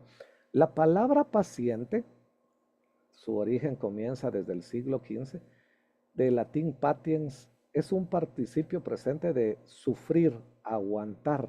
O sea, paciente no es el que espera, paciente es el que está sufriendo, ¿sí? Padecer, ¿sí? Se empezó a utilizar en la literatura médica desde el siglo XV, ¿verdad? Pero probablemente nosotros debiéramos decir la palabra padeciente, ¿verdad? El que está padeciendo, ¿verdad? Nosotros sabemos de que hay fenómenos de intimidación, ¿verdad? Y a veces hasta le enseñan a uno cómo poder generar el miedo, porque es una cuestión de poder mantener la posición de jerarquía y poder, ¿verdad? Miren ustedes, por ejemplo, este estudio, el rechazo social tiene una representación en resonancia magnética equivalente a de que nosotros tuviéramos una fractura, ¿sí? O sea, el que nosotros no estemos trabajando en equipo o excluyamos a alguien o que le estemos diciendo las cosas en una forma ruda y todo eso, genera todo lo que sabemos nosotros de la respuesta simpática y todo, la elevación de cortisol y todo lo que ustedes quieran, pero la cuestión es de que no necesariamente debiéramos de tener nosotros eso desde el punto de vista de comportamiento, ¿verdad? Por eso es de que lo decía la madre Teresa de Calcuta, el hambre de amor es mucho más difícil de eliminar que el hambre de pan, porque si nosotros tenemos a nuestros residentes que los tratamos mal o les damos un mal ejemplo y los culpamos, los estamos persiguiendo, pues eso va a generar una gran deuda que va a ser difícil construir esa relación, ¿verdad? Por eso es de que se dice de que el hambre de pan es más fácil de quitar porque usted llega y hay un momento donde usted está saciado, llena y todo. Pero las personas cuando no se desarrolla esa relación de confianza, va a ser difícil poder tener ese espíritu de trabajo en equipo y de confianza mutua, ¿verdad? Sabemos nosotros que con los cirujanos existen a veces problemas, ¿verdad? Ustedes, por ejemplo, se reportan más conflictos, ¿verdad? Con los intensivistas acerca de los objetivos posoperatorios, pero la cuestión es de que este estudio concluyó de que al final los objetivos eran los mismos, pero teníamos que ponernos de acuerdo, ¿verdad? Lamentablemente no existía esa comunicación. Entonces, a mí me gusta mucho eso de lo que decía Mahoma, ¿verdad? Porque en Latinoamérica la gente dice, algún día voy a llegar a ser alguien. ¿Qué quieres llegar a ser cuando seas grande? Todas las personas nacen con honor y más los niños, desde que nacen tienen honor, tienen una identidad, tienen una privacidad, tienen un pudor, ¿verdad? Lo que pasa es de que sí tenemos que estar nosotros siendo garantes de eso. Recuérdense que la primera obligación de un pediatra es de defender al niño, ¿verdad? Entonces es muy importante cuando lo lee uno en lo que dice Mahoma, ¿verdad? De que la forma más explícita de la dignidad es de encontrar a Dios en otra persona, ¿verdad? O sea, estamos hablando de incluso de otra religión, tal vez que no es la más común que nosotros pudiéramos tener, ¿verdad? En la visión judeocristiana por los países que nos colonizaron, ¿verdad? Pero la cuestión es de que incluso el piadoso y el pecador tienen dignidad, nobleza, honor, lo que no puede ser exclusiva de una persona, ¿verdad? Entonces miren la frase famosa de Stalin, ¿verdad? Una única muerte es una tragedia, 1 millón de muertes es una estadística, ¿sí? Y eso es una de las cosas en las que a veces nosotros caemos, de que se nos olvida de que detrás de los números hay personas. Yo siempre insisto de que las estadísticas mienten cuando, por ejemplo, si el doctor Sierra desayuna y yo no desayuno, no podemos decir que los dos medio desayunamos, ¿verdad? O sea, tenemos que buscar el cumplimiento de los derechos y ver los intereses de cada persona en lo individual, ¿verdad? El fenómeno Dunning-Kruger es una cuestión que define de que las personas entre más capaces son menos arrogantes, vamos a decir menos humildes. ¿Por qué? Porque ya no están interesadas en demostrar y en apantallar. Y es más, ellos pueden mostrarlo de una forma serena, no es una cosa de que también las personas se sientan a la defensiva y de que yo quiero tal cosa y por qué me pregunta, usted no es nadie para preguntarme, ¿verdad? O sea, la confianza que viene del poder tener el control del conocimiento, ¿verdad? Cuando nosotros vemos desde el punto de vista de la aplicación de las diferentes normas, ¿sí? Porque nosotros tenemos que llegar a poder tener la certidumbre, entonces existe ya la cuestión diferente de la gestión de calidad que tiene que ver con la educación, ¿verdad? Los procesos de calidad comienza desde las ISO 9001 acerca de sistemas de gestión de calidad, las ISO 21001 sobre educación, ¿sí? Las ISO 37001 y 45001 relacionadas a la salud. Entonces, las ISO 20001 es de que ustedes tienen que tener procesos y cumplir los procesos, y mejor si las personas conocen los procesos desde antes para generar confianza, ¿sí? Los sistemas de gestión de las organizaciones en general, en la de educación, tenemos que ver lo que es el liderazgo, la planificación, el apoyo, la evaluación de desempeño, la mejora, ¿verdad? Esto es una cosa que tiene que ser parte de la definición de calidad, ¿sí? La definición de calidad, la gestión de calidad, el aseguramiento de calidad y la supervisión de calidad y la mejora continua, ¿no? Entonces eso pasa en una cuestión que tenemos que estar teniendo mecanismos en los cuales nos permita la supervisión y la mejoría, ¿verdad? Sobre ya el tema en concreto, ¿verdad? La educación en ética en profesionales en la era del chat GPT y de otros Large Language Models, ¿verdad? Que son cuestiones de computarizadas que nosotros podríamos decir, pero mire la inteligencia artificial, sí, pero la inteligencia artificial en una forma simplista vamos a decir que es el acúmulo de todo lo que está publicado, pero eso han sido hecho por humanos, que los humanos de alguna forma pues en su momento han tenido sesgos, ¿verdad? O sea, durante algún tiempo se creía que tener esclavos era correcto, durante mucho tiempo se creyó que la Tierra era el centro del universo, durante algún tiempo, hasta 1963 aproximadamente, los ciudadanos, las personas de raza negra no eran ciudadanos, las mujeres no votaban. O sea, tenemos que ver de que muchas veces las cuestiones éticas y morales han tenido que adaptarse en el tiempo, ¿verdad? Y que a veces nosotros tenemos que entender el contexto para poderlo hacer, ¿verdad? Cuando nosotros hacemos el análisis FODA, ¿verdad? De estas cuestiones que hacen para ver cuál es la cuestión de la influencia de todo lo que está publicado a través de la inteligencia artificial, pues la cuestión es de que se llega a la conclusión de que no va a ser exacto porque siempre se necesita el razonamiento humano, ¿verdad? Se tiene que tener no solamente de poner las decisiones, sino que también tiene que tomar uno en cuenta los intereses, la justicia y tantas cosas que pueden hacerse, ¿verdad? Yo no les podría decir que, bueno, un paciente que tenga tal enfermedad hay que hacerle tal cosa y que se jorobe, ¿no? Entonces, por ejemplo, la automatización y las preguntas que debiéramos hacer, ¿verdad? O sea, porque hasta eso, ¿qué tipo de preguntas debiéramos hacer y qué respuestas vamos a buscar, ¿verdad? Entonces, las máquinas, por eso es de que es importante, se buscan personas, los robots las necesitan. Las máquinas no saben lo que es prisa, estrés, arrogancia, exceso de confianza, cansancio o distracción. Entonces pareciera que las máquinas por eso es de que son más eficientes, pero recuérdense que por más avanzada que sea una máquina, ¿sí? Por más avanzada que sea una máquina, de atrás de eso hay un humano. Ustedes se recuerdan y ya se ha mencionado mucho eso de que nunca permitas que una impresora se dé cuenta que estás apurado porque huele en tu miedo. ¿Por qué? Porque las impresoras están diseñadas para tener un proceso en tiempo, en secuencia, pasos y todo. Y cuando ustedes la mandan a imprimir varias veces y todo, pues se va a trabar o va a empezar a hacer una impresión a lo loco donde ustedes no tienen el producto que quieran, ¿verdad? Porque tenemos que entender la secuencia de pasos, los pasos y la consecuencia de los pasos, ¿no? Entonces, vemos nosotros de que este es un estudio de la Asociación Latinoamericana de Pediatría y la Organización Panamericana de la Salud, donde se hizo en todas las facultades de medicina sobre la enseñanza de pediatría. La mayor cantidad de cosas que nos enseñan no va a ser algo que les va a servir a las personas cuando salgan. Y ahí ya hay condicionantes éticos, ¿verdad? Porque muchas veces llegan a tener pacientes que no saben cómo poderlos manejar, ¿verdad? Lo que hablábamos nosotros acerca de ser competente, ¿verdad? Esto pues son los recursos educativos de la pirámide, de la taxonomía de Bloom, ¿verdad? Que nosotros tenemos que ir viendo desde recordar, comprender, aplicar. Y así son los principios éticos, ¿verdad? Tenemos que llegar a poder siempre estarlo evaluando y de crear las mejores alternativas para que se respeten, ¿verdad?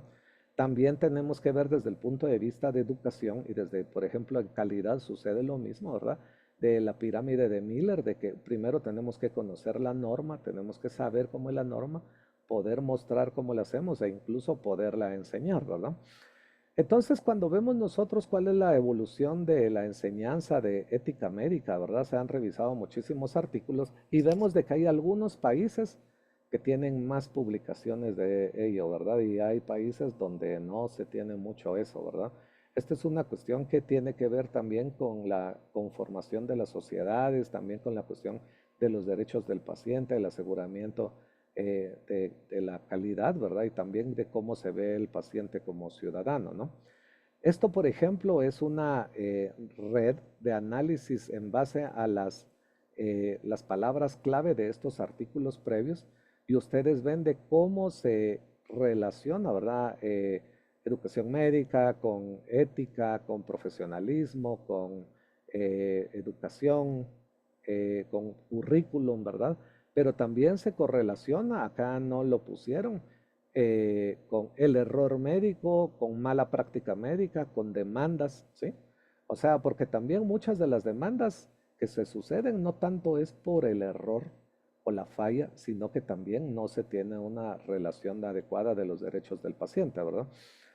¿Cuál es la competencia profesional que debe tener los estudiantes, ¿verdad? Hacer un análisis, esto lo hicieron en diferentes países y se dieron cuenta de que tienen que tener diferentes categorías, ¿verdad? Como entender y respetar los valores de la comunidad, los principios de beneficencia, las virtudes médicas, ¿verdad? Una cosa muy importante es la integridad, ¿sí? O sea, hablamos del error médico, pero la integridad nos debiera llevar a saber reconocer nuestros errores, a reconocer que hay otra persona que puede hacer mejor las cosas que nosotros en beneficio del paciente, en saber trabajar en equipo, si es necesario pedir ayuda, ¿verdad? En vez de decir, es mi paciente, no te metas y ya lo que se me da la gana, ¿verdad?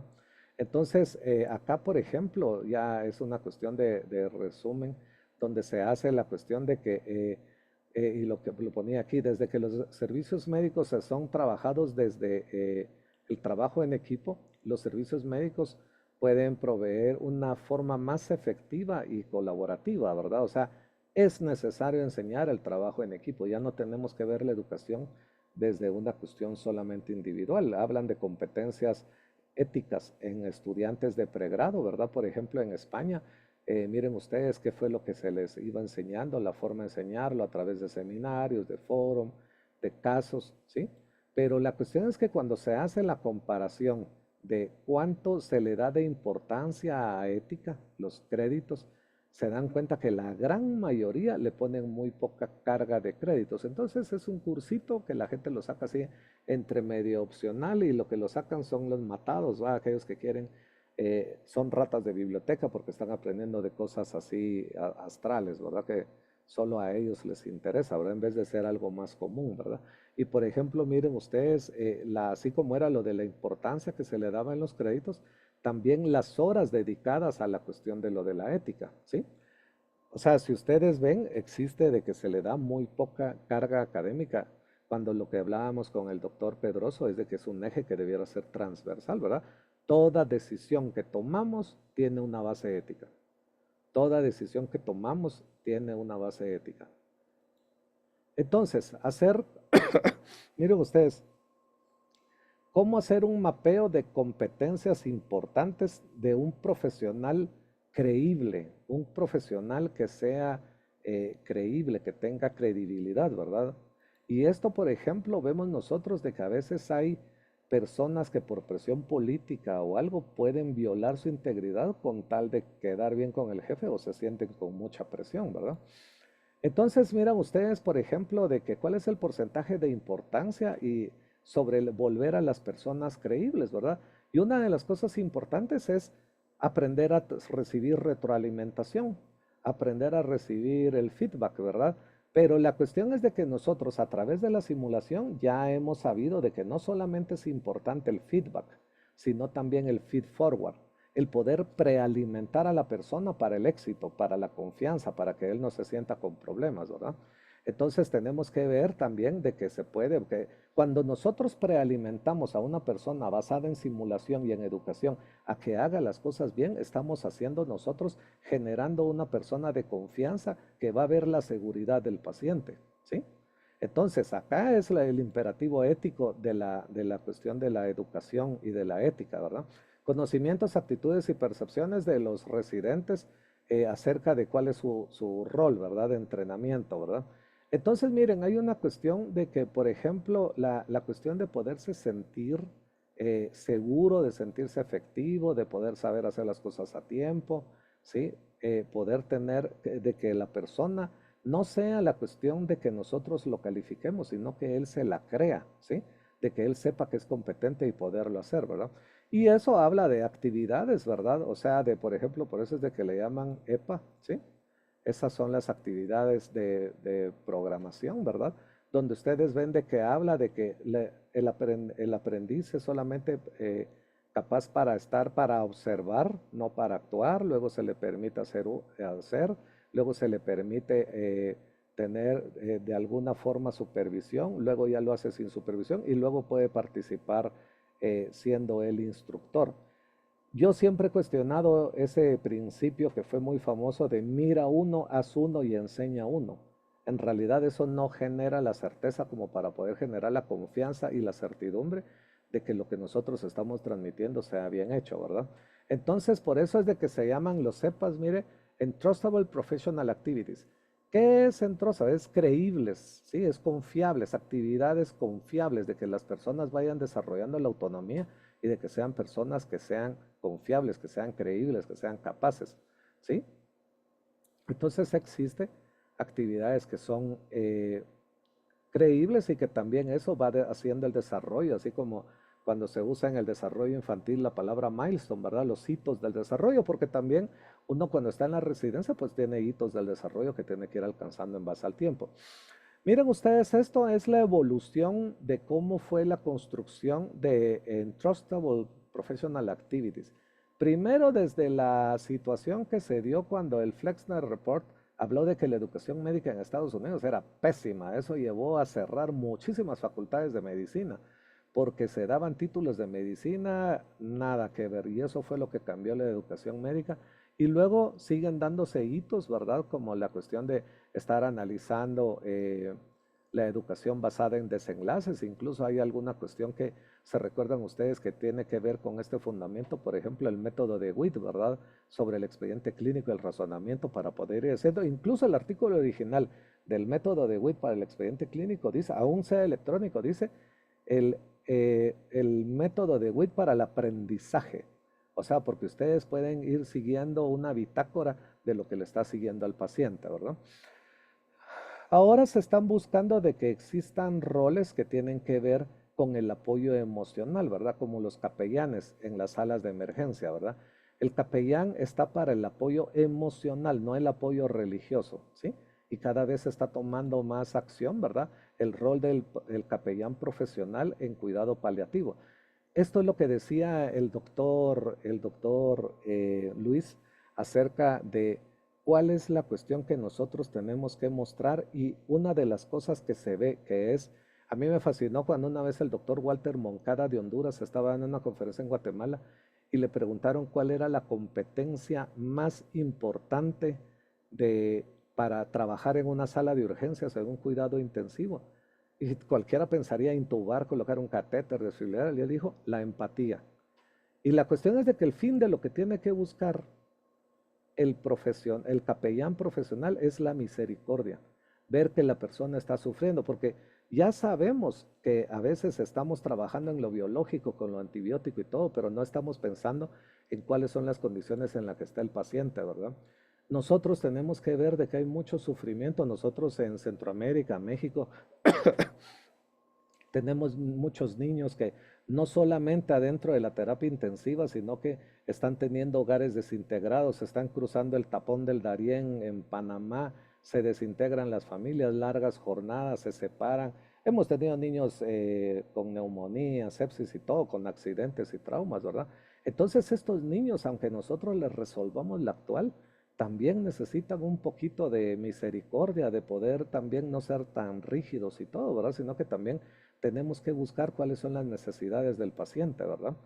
Como les digo yo muchas veces, tal vez no es de que sea indiferencia o ignorancia, sino que lo que tenemos del sufrimiento alrededor es muchísimo, ¿verdad?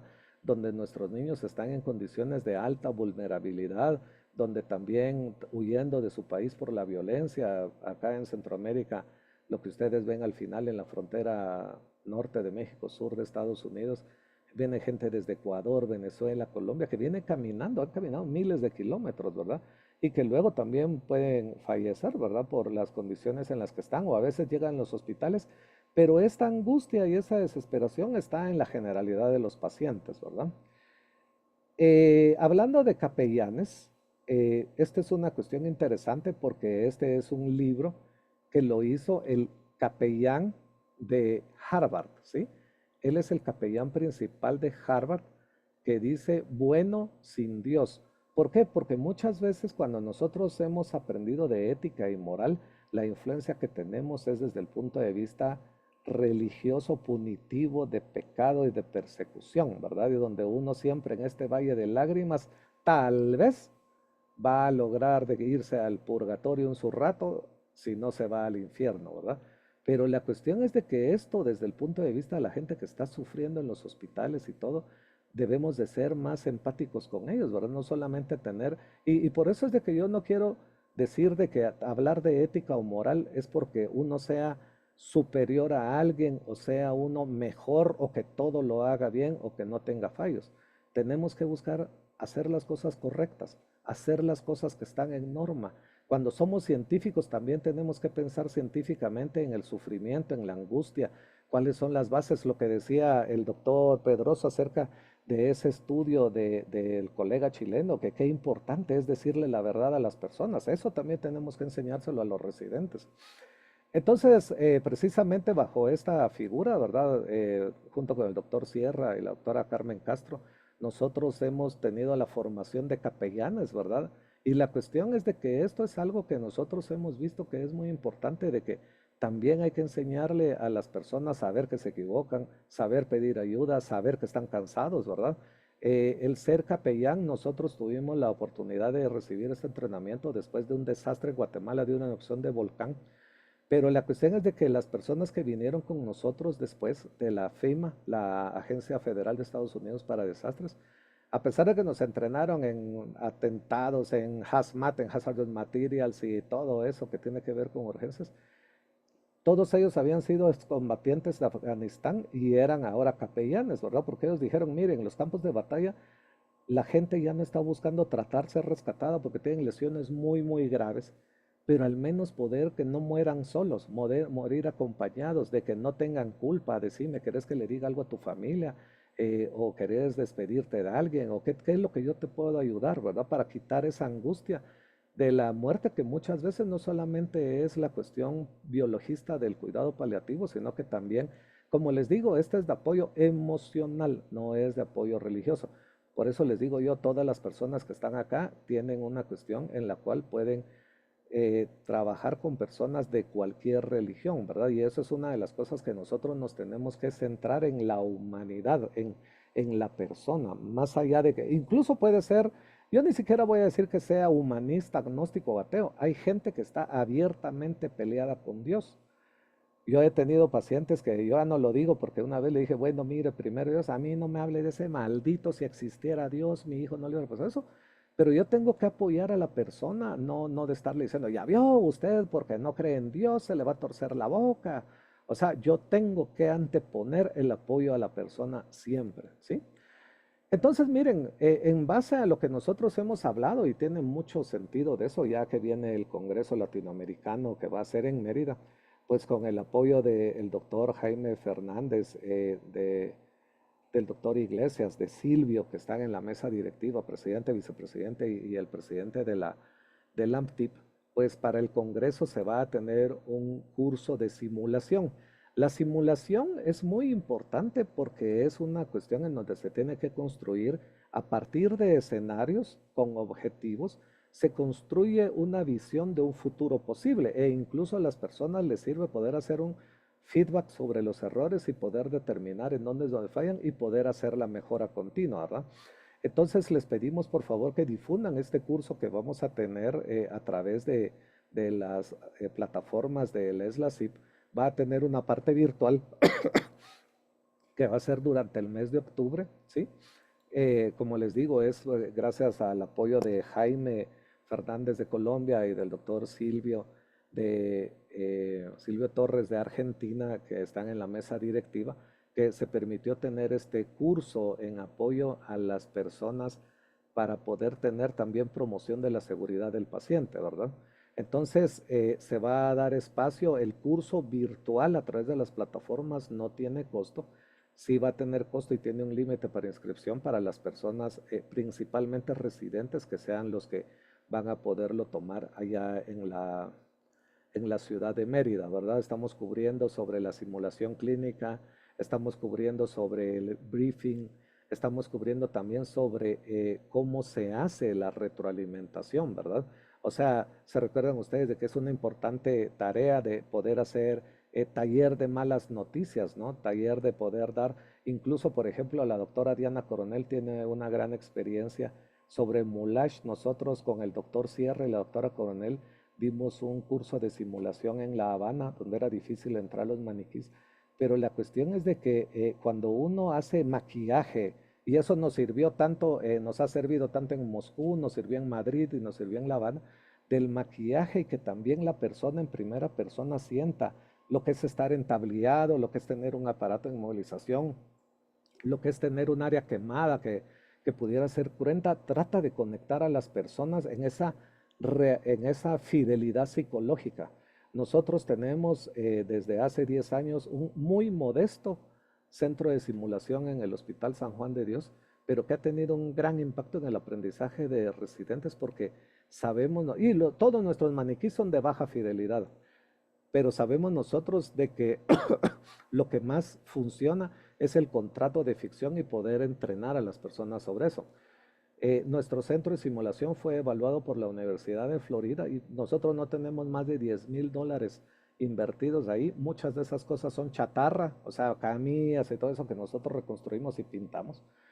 Los maniquís son de baja fidelidad, pero cuando se hizo un análisis del impacto de la mortalidad por parte de gente que sacaron un PhD en economía en la Universidad Central de la Florida, se dieron cuenta que el retorno de inversión de eso superaba los 11 millones de dólares, ¿sí? O sea, lo que nosotros estamos haciendo tiene un impacto en las vidas que está teniendo y en el ahorro de gastos que tenemos.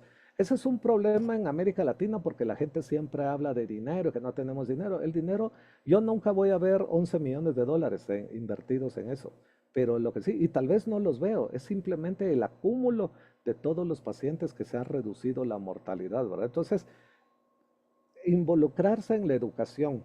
Y tal vez a veces no es solamente involucrarse en la educación, pero yo se los puedo decir, y por ejemplo, eso es lo que yo he celebrado mucho del SLACIP. Yo reconozco como maestro a Silvio cada vez que tengo la oportunidad de estar en conferencias con él, aprendo muchísimo, ¿verdad? Reconozco también como maestro a Emanuel, una persona que es muy dinámica, es un experto y un crack en tecnología y todo eso. Entonces la cuestión es de que nosotros podemos tener el enriquecimiento de poder aprender de tantos lugares y eso nos va a aumentar la cuestión de la cultura de poder tener una retroalimentación de todos, ¿verdad? Y todos podemos aportar, ¿verdad? Ya para el 5 de noviembre, ya durante el efecto del Congreso, vamos a tener nosotros el taller presencial, que también va a estar sobre escenarios de ventilatorio, hemodinámico, neurológico y RCP, ¿sí? Y como les digo, va a ser dentro del auspicio del Congreso, con el Consejo de Certificación de Medicina Crítica de México, del AMTIP, y el apoyo de los centros de simulación de la Universidad Marista de Mérida, ¿sí? Entonces, cuando vemos nosotros cuáles son las habilidades que tenemos que tener, del top de habilidades para el 2020, se hablaba de resolver problemas complejos, pensamiento crítico, creatividad, manejo de personas, ¿sí? Para el 2022 se está viendo de que están subiendo las habilidades de pensamiento crítico, aprendizaje activo, creatividad, ¿sí? Y estaba declinando la habilidad manual, la memoria, la tecnología, la instalación de tecnología. Se tienen que hacer cosas más participativas, ¿no? Y hoy, por ejemplo, para el 2025, según el Foro Económico Mundial, tenemos que tener ya un pensamiento crítico, estar haciendo la innovación, aprendizaje activo, resolver problemas complejos, pensamiento crítico, como les digo, liderazgo. Todo eso tiene que ver con la cuestión de cuando nosotros queremos un blueprint, que queremos el profesional que debe de egresar, ¿sí? Eso es lo que nosotros tenemos que buscar porque si nosotros no formamos sobre las habilidades del momento, cuando salga el profesional no va a entrar al mercado laboral y eso también tiene implicaciones éticas porque él se metió con la ilusión de tener una vida profesional y un desarrollo y no va a poder encajar en las necesidades del mercado, ¿verdad? Y si ustedes ven hacia el 2030, esto va más para adelante, ¿verdad? Ya estamos hablando del Goodbye Hospital, Hello Home Hospital, o sea, la telemedicina, eso ya está desde ya, se están haciendo cada vez más cosas.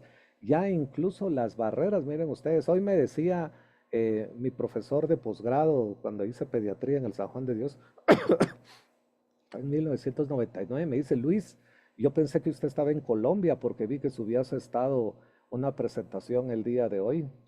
No, doctor, es que es por Zoom. Lamentablemente no estoy tomando 11 santafereñas en tan bonito país como en Colombia.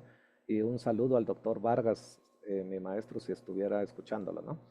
Entonces, miren, el burnout sucede por muchas de las cosas que estamos viendo, ¿verdad? También hay falta de apoyo, también está la cuestión de la obsolescencia programada, ¿sí? Todas las cosas tienen un límite, el ser humano no. Cada vez en vez de sentirnos obsoletos tenemos que sentirnos más capaces, más valorados, tenemos más experiencia, pero eso también nosotros tendríamos que ver de que hacia un futuro ya un robot podría salvarle la vida, ¿verdad? Ya hay hay un aparato de precisión que puede estar haciendo un análisis del manejo de choque hemorrágico, ¿verdad? En base a algoritmos y todo, y eso es algo que se está haciendo, ¿verdad? Entonces nosotros ya tenemos la expansión, las máquinas nos pueden ganar hasta una demanda si nosotros lo hacemos. Entonces, en total tenemos que tener integración de lo que nosotros hacemos para beneficio del paciente, ¿verdad? Poder hacer siempre buscar la beneficencia del paciente. Y sí, he dicho yo de que primero no hacer daño, sí, pero también tenemos que hacer las cosas bien y no solamente reconocer errar es humano, sino que también mejorar es humano, ¿verdad?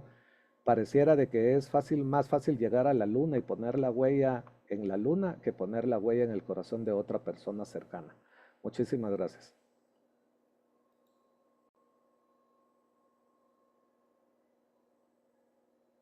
Muchas gracias, doctor Moya, por la ponencia. Eh, Sabemos que este tema es muy importante porque la formación del intensivista y más que el intensivista en general, desde que uno entra a la carrera de medicina, debería ser un tema que se enseñe, porque esto no solamente va acoplado al intensivista, sino que también al médico general, al pediatra, al traumatólogo, al cirujano que está en contacto con el paciente. E incluso esto debe expandirse al área de enfermería, terapia respiratoria, psicología, trabajo social, porque eso debe ser un trabajo multidisciplinario y es parte del intensivista ver que esto se cumpla, ¿no? O sea, el intensivista se ha caracterizado por siempre ser un líder en la terapia y pues hacer de que todas estas cuestiones de ética, de moral, pues se lleven a cabo de la mejor manera en la unidad que coordina, ¿verdad?